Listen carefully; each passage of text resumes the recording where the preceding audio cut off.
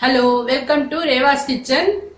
நம்ம இன்னைக்கு வந்து இந்த பிசிபெலாபாத் பவுடர் வச்சு ஒரு ஸ்நாக் பண்ணி காமிக்க போறேன். அது பொட்டேட்டோ மசாலா முறுக்கு.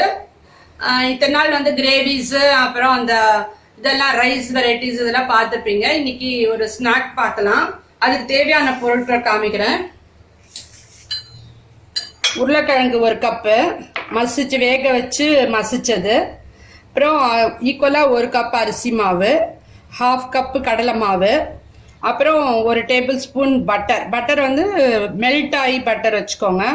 அப்புறம் அதுக்கு காரத்துக்கு தேவையாக 1 டேபிள் ஸ்பூன் கிட்டத்தட்ட நம்ம பிசிபெலாபாத் பவுடர் நல்லா நைஸாக திருப்பி மிக்சியில் போட்டு கொடுத்து 100 வாட்டி அரைச்சி வச்சுருக்கேன் நான்.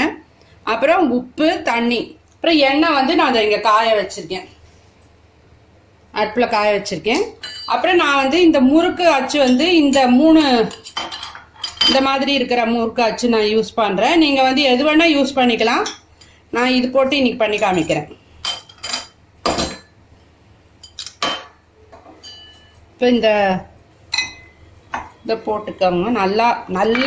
நல்லா ஸ்மாஷ் பண்ணிக்கணும். இல்லாட்டினா வந்து அது இந்த குழாயில் போட்டு நம்ம பண்ணும்போது மாட்டின்றோம். இது நல்லா ஸ்மாஷ் பண்ணிட்டு இதில் அரிசி மாவு, கடலை மாவு,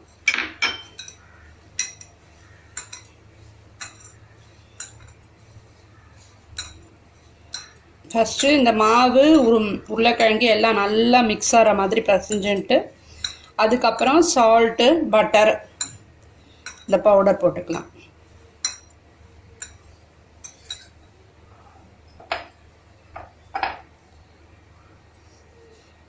கிட்டத்தட்ட 1 டீஸ்பூன் சால்ட் போடுறேன்னா,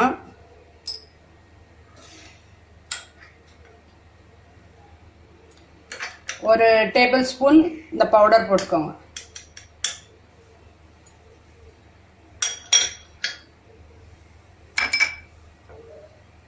அப்புறம் பட்டர் 1 டேபிள் ஸ்பூன்.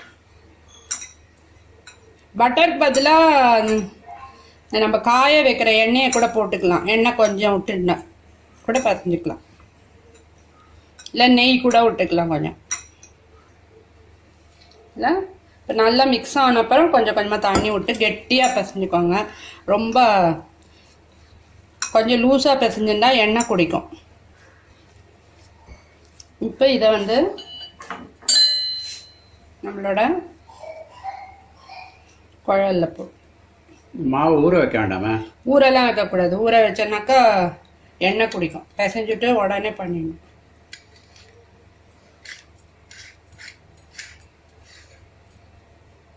நல்லா டைட்டாக போட்டு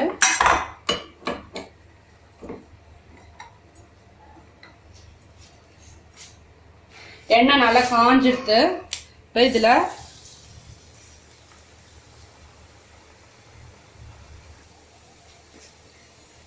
மீடியம் ஹீட்டில் வச்சுக்கோங்க. ரொம்ப ஹீட்டில் வச்சுனா மேலே சவந்துரும், உள்ள வேகவே வேகாது. இது கொஞ்சம் நல்லா வேகணும். அப்போ வந்து நம்ம திருப்பி போட்டுக்கலாம்.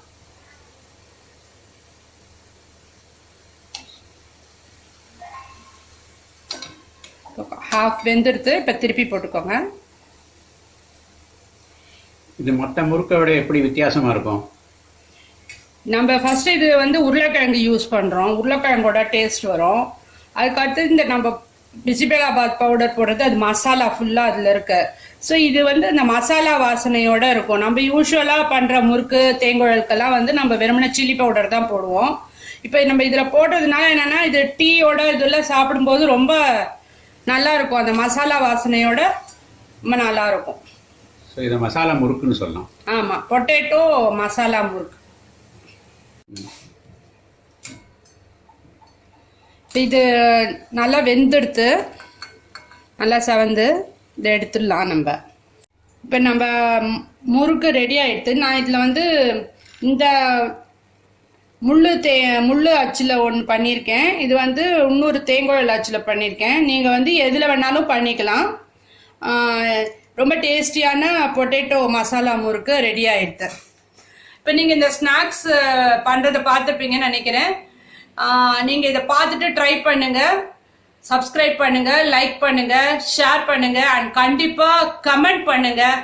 கமெண்ட் பண்ணால் தான் நம்ம வந்து வேறு என்னென்னலாம் ஐட்டம்ஸ் பண்ணலாங்கிறது தெரியும். Thank you very much.